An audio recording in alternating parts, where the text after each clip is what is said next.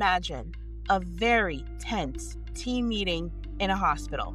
A new policy has just been announced, and the room is full of senior clinicians, department managers, and staff who are already stretched way too thin. The discussion, it actually starts quickly.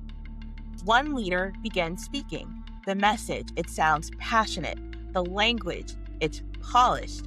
But after several minutes, you can see the reaction around the room. People are nodding, but no one actually knows what happens next. So the meeting ends, and within minutes, people are asking each other in the hallway, wait, what exactly are we supposed to do? We've been taught that leadership is about personality.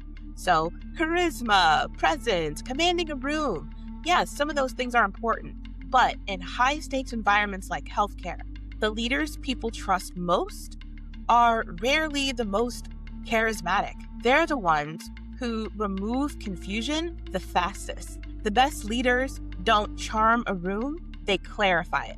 In this video, I'm going to show you how to understand the difference.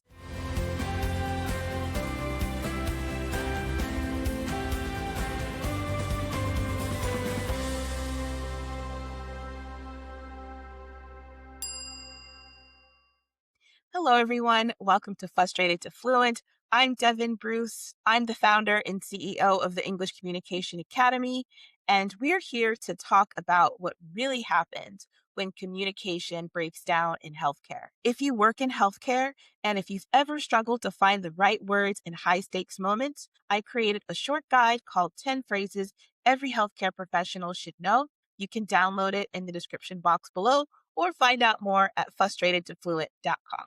Now, we've been taught that leadership is this big, bubbly, fancy personality, the charisma, the presence, the commanding the room. But in high stakes environments like healthcare, the leaders that people rely on the most aren't usually the most charismatic. Sometimes they can be, but the ones that remove the confusion the fastest are the ones that people trust. So the best leaders don't charm a room, they clarify it. All right, let's get into it. Let's talk about the power of removing confusion. In many organizations, communication gets mistaken for leadership. So someone speaks confidently. They may sound very impressive. They use big ideas and motivational language, but the team leaves with more questions than answers. That confusion spreads quietly. So strong leaders, they do something different. They simplify the moment. So instead of speaking longer, they speak clearer. They name the situation, identify the constraint, and define the next step. You'll hear something like this. Let's pause for a second. Here's where we are. We have two priorities today: patient safety and staffing coverage. Here's the plan for the next 4 hours. Usually when something like that happens, the room settles, the tension drops, and that's because people finally know what happens next. Leadership credibility isn't built through charisma, it's built through clarity under pressure. Now, here's why clarity builds trust. In high-stakes environments, ambiguity, that creates stress. When people don't understand the plan, they hesitate. So they second-guess decisions. They check with each other inside conversations. They even try to fill in missing information themselves. And over time, that confusion slowly erodes trust. Not because people doubt the leader's intentions, but because they can't see the leader's thinking. Clear leaders solve this by making their reasoning visible. They explain what they're seeing and why decisions are being made. For example, instead of saying something like, "We're moving 2 nurses to the ICU tonight," a clarifying leader might say, "Here's what we're seeing right now. ICU admissions are rising, and we're already close to capacity.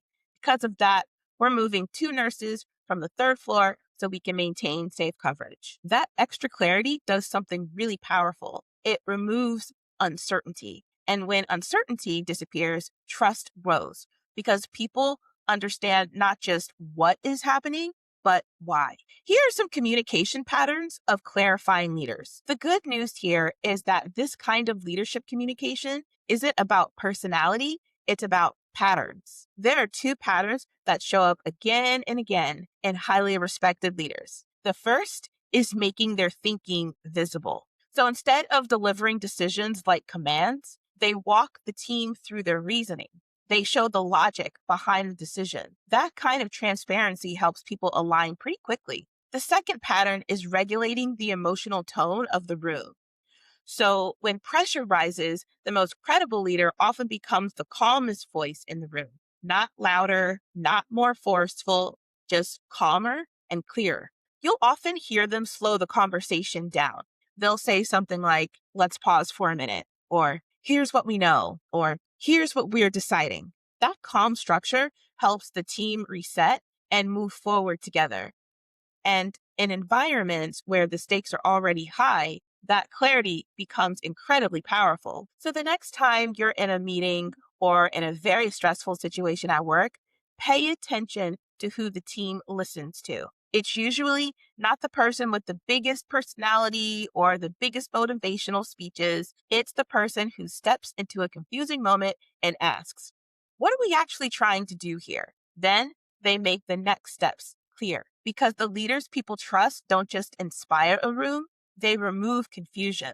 And in environments like healthcare, that kind of clarity is what allows teams to move forward with confidence. All right, if this video helped you, please hit like and subscribe. I post new videos every week to help you build real world communication skills in your professional life. Also, if you work in healthcare and if you've ever struggled to find the right words in high stakes moments, I created a short guide called 10 Phrases Every Healthcare Professional Should Know. You can download it in the description box below, or you can go to frustratedtofluent.com and learn more. And if you liked this video, check these other ones out too. All right, that's it for today, and I'll see you next time. Take care.